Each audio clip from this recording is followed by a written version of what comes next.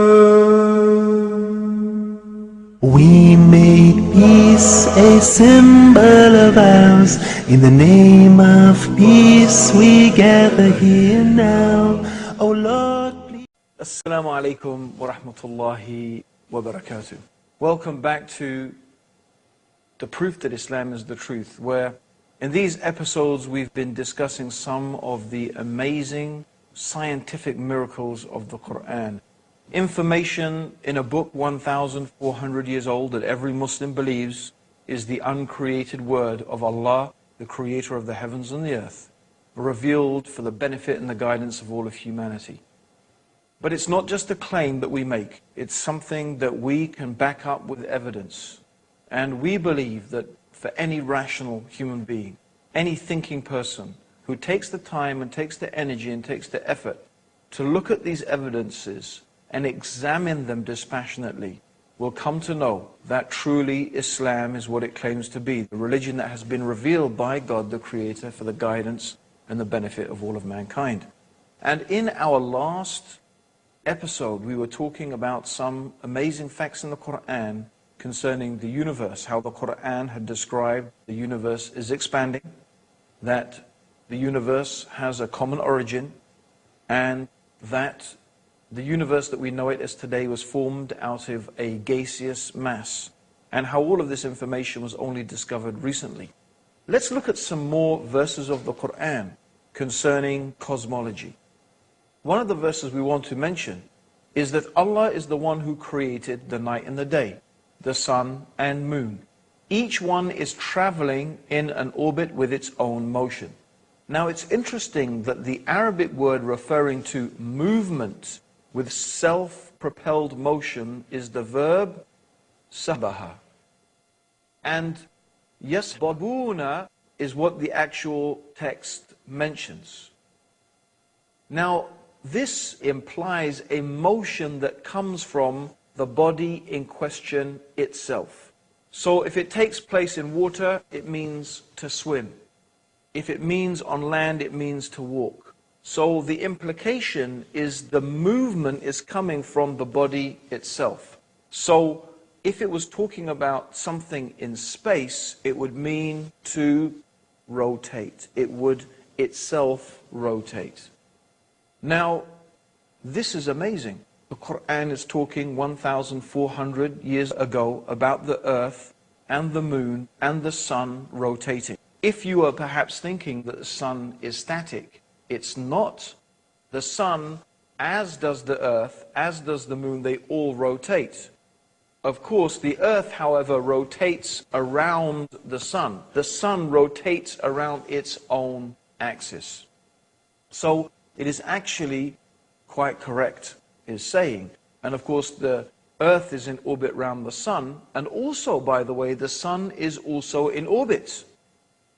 But it is in orbit round the center of the galaxy. In fact, it is believed that ultimately, if the sun keeps going in its orbit, it would ultimately end in what is known as the solar apex, a sort of position that it will end up in the center of the galaxy.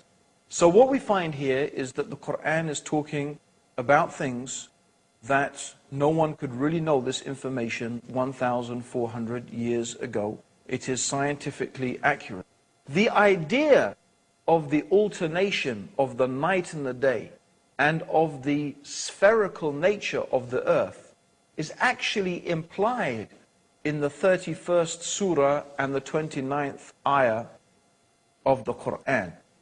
Have you not seen how Allah merges the night into the day and the day into the night? And in another verse, the 39th chapter in the 5th ayah or the 5th verse, the Quran mentions He coils the night upon the day and He coils the day upon the night. And this word that is used in the Quran in the original Arabic is kawarra. Kawarra in its original meaning means the action of coiling a turban around your head.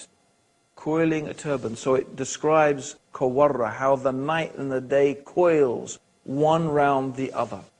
And you can find that description of the interpenetration of one sector by another is expressed in the Quran just as if the concept of the earth's roundness had already been conceived at the time, which is, except for a few, there were a few philosophers who had theorized that the earth was round, but it was not really a generally accepted idea.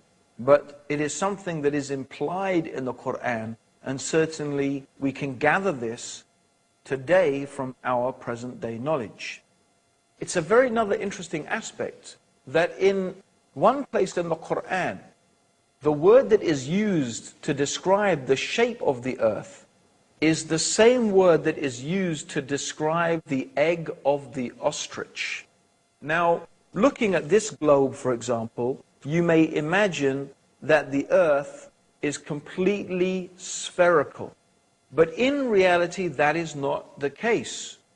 The earth is slightly misshaped. It is not a perfect sphere. And in fact, slightly elongated, rather like an ostrich egg. So it is incredible also that the Quran is describing that shape of the earth. At least this is a possible interpretation of those verses.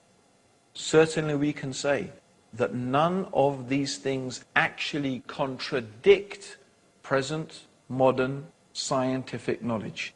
In fact, if you think about it, if we were only to bring a book 1,400 years old, and you were to find absolutely no contradictions, and I don't mean here to say that the Quran affirms anything.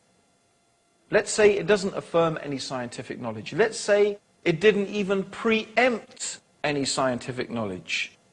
Let's say there was nothing special in the Quran, which of course is not the case because I've spent a couple of episodes showing you exactly how amazing the Quran is when it talks about aspects of the universe and the world in which we live. But let's just say those things were not there. Let's just say there was nothing that contradicted present day knowledge. That itself alone would be remarkable. Because the superstitions and the beliefs that people had 1,400 years ago were remarkable. For example, the ancient Greeks believed that the Milky Way is the band of stars that you can see in the sky. In fact, it constitutes our galaxy. They believed that the Milky Way was produced when a particular Greek goddess was breastfeeding her child, and the child bit her breast and her milk spilled out, and that's how the Milky Way got to be in the universe. That's their legend of how the Milky Way came to be there. Of course, today we probably all had a good laugh at that and how totally ridiculous it is. How come the Quran does not have any stories like that? How come the Quran does not have any fantastical descriptions of the origin of the universe and the earth? We find it doesn't. We find that what it says can be perfectly, easily, and sensibly reconciled with modern scientific knowledge. No. Indeed, many of the verses preempt what scientists have discovered today. Don't go away. We've got more for you in the next part of the proof that Islam is the truth after the break.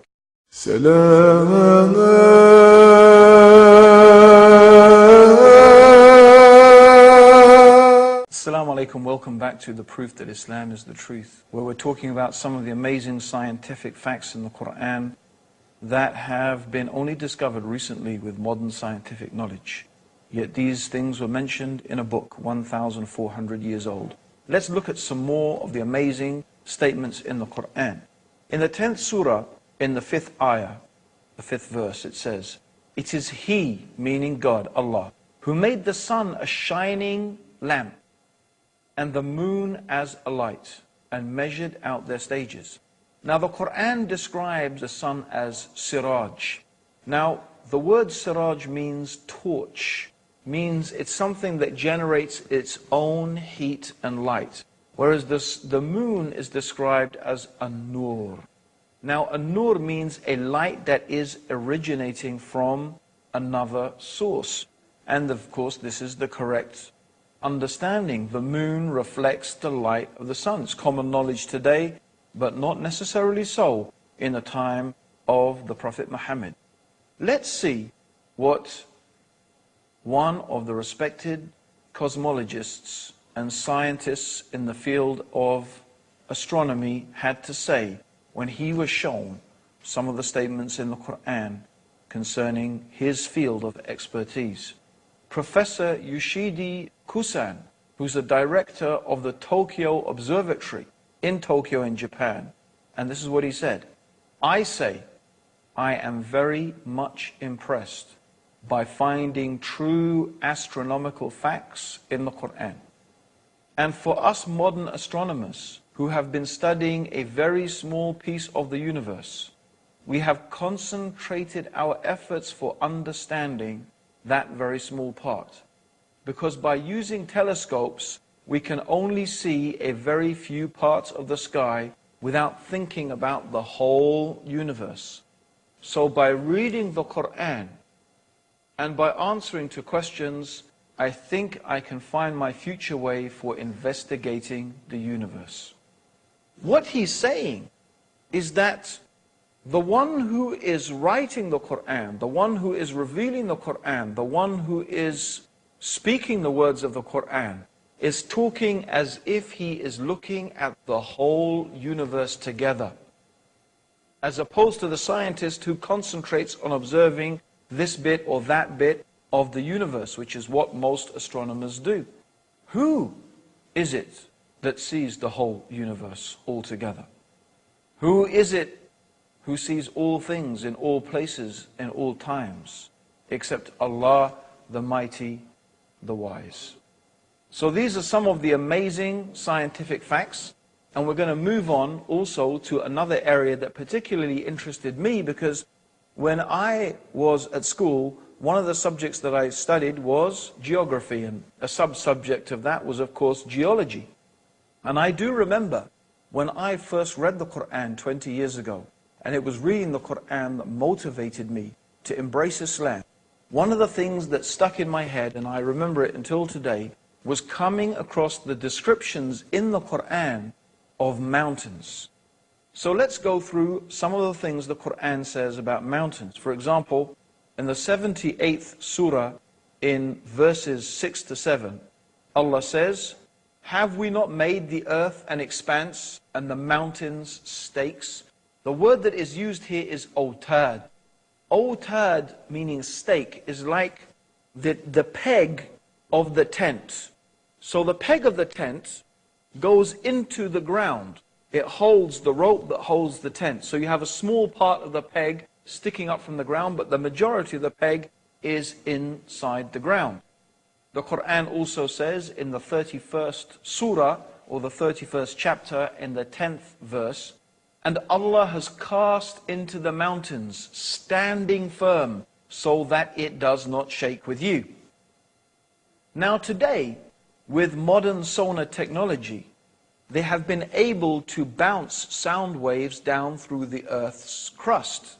And according to the different rates at which the sound waves are reflected back and are measured, they can tell the different density of the Earth's crust as opposed to what is hard and what is soft, what is from the crust and what is from the magma. And what they have discovered with this technology is exactly what the Quran was saying 1,400 years ago, that the mountains have roots. The mountains, like the peg of the tent, not only do they go above the earth's surface, the mountains go deeply into the earth's core. And they act, it has been theorized, as stabilizers. They help to stabilize the earth's surface. And there's two ways in which they do that. Number one, because the earth is composed of tectonic plates. The crust of the earth is actually made of different plates. And it is the movement of these plates that causes earthquakes. When these plates move against each other, the friction of that movement causes earthquakes. And that's also what they think how continental drift has happened. Originally they believe all the continents were one continent, and then because of plate tectonics, it moved. But the Quran is saying is the mountains act as stabilizers. They help to stabilize the Earth's crust. And this is something that has actually been theorized by modern geologists.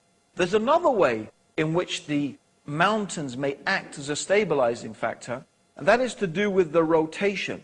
Maybe if you try and spin something, you will find that if it is not really spherical, it will start to rotate, and then it will start to wobble out of shape. And it is possible that the mountains actually act as a counterbalance to keep the Earth's rotation smooth. I do stress, of course, that these are theories, but it is very interesting what the Quran is saying 1,400 years ago, and that it seems to be preempting the ideas and the knowledge that is being produced by modern day science. Certainly, it is a fact that is established that the mountains have roots, and the Quran is saying that the mountains are like autad, the pegs of a tent. So this is a remarkable scientific fact. It's one I remember sticking in my mind when I first read the Quran about 20 years ago. So these are one of the remarkable things. Also, the Quran mentions some aspects of animal and plant life. For example, the 16th chapter of the Quran is called Surah An-Nahl, which means the surah of the bee. And one of the aspects of the Quran in this surah, it is talking about the bee. And it's very interesting that the word that is used in the Quran for the bee that flies around gathering honey or gathering the nectar for the honey, it is used in the female form. The gender that is used is feminine. Although until recently it was believed that the bees were actually soldiers. They were males, and the ruler of the hive was a king. But as it happens, in fact, we know that the bees are indeed female, and they are owned, or they are headed by a queen. That's why we say the queen bee. It's also true that the Quran mentions that plants have different genders, and the winds are a means of fertilization for the plants. So in the 15th chapter of the Quran, in the 22nd verse, it says that we, meaning Allah the Creator, this is the we of nobility. Does not mean there is more than one God, of course. It is we in the sense that royalty uses the term we. It's a sense of honor and nobility. So the royal we, they call it. We sent forth the winds that fesontate. That means that the fertilize things. These are all recently discovered things. Also, we find the Greek philosopher Democritus, who lived from 460 to 361 BC. He advanced the theory that matter was composed of tiny indivisible particles called atoms. And they believed that this was the base upon which all of things were made, and there was nothing smaller than the atom. However, modern science has discovered that atom is in fact divisible, and the atom has been split, and the atom itself is composed of smaller elements. The Quran says 1,400 years ago, in the 34th chapter and the 3rd ayah, or the 3rd verse, He is aware of an atom's weight in the heavens and on the earth, and even anything smaller than that. Meaning there is something smaller than an atom. And Allah, God, is aware of it. Every single thing. There's another thing I want to mention. God mentions in the Quran some amazing things about the human beings. And one of the things is about our nerves. Here is a very frightening and terrifying passage of the Quran. It's mentioned in the 75th chapter in ayahs 3 to 4. Does mankind think that we cannot assemble his bones? Nay, we are able to put together in perfect order the very tips of his fingers. God is telling us He can recreate us on this day, this terrifying day, this frightening day, the day of judgment. He is able to recreate you, even if you are dust, even your bones to the very tip of your finger. Why the very tip of your finger? Of course, you've all heard of fingerprinting, haven't you? Every single human being's fingerprint is unique. Why did God mention the fingerprint? Why did God mention the tip of the finger? This is the uniqueness of the human being. God is telling us, look, I can recreate you even to this fingertip. That is the power that I have. Even to your most unique attribute, I can create you to that. Be mindful, be careful. I will create you again on the day of judgment, and I will judge you and ask you about every single thing that you have done.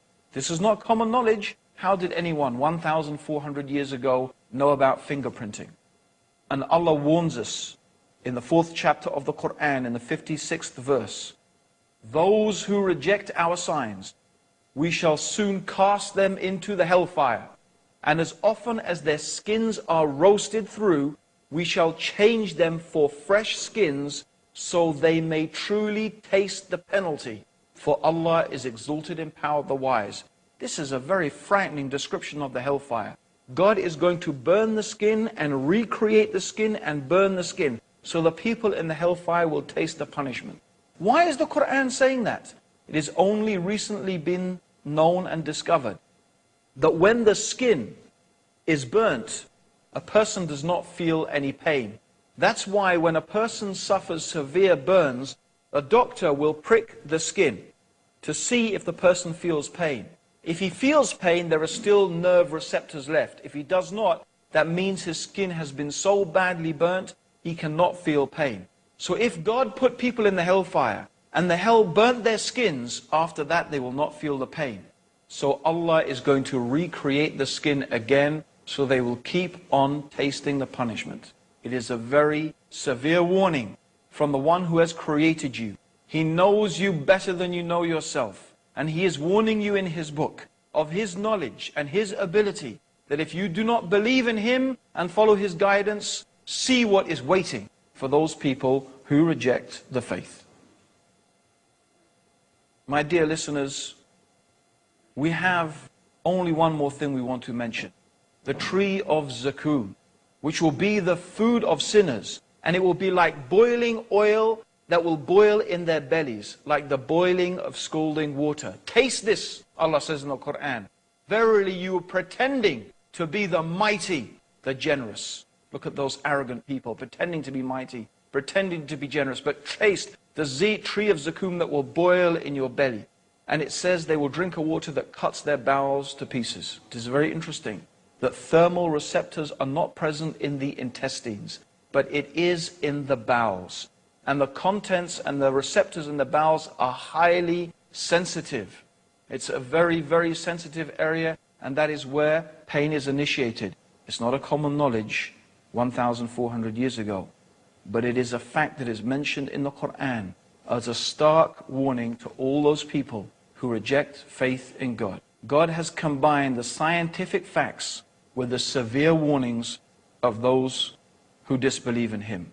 Our invitation is to invite you to His mercy, to His guidance and His forgiveness by accepting these truths, the proof that Islam is the truth. Join us in the next episode for some amazing prophecies of the Prophet Muhammad and the Quran. And until then, may God's peace and blessings and guidance be with you. Assalamu alaikum wa rahmatullahi wa barakatuh. سلام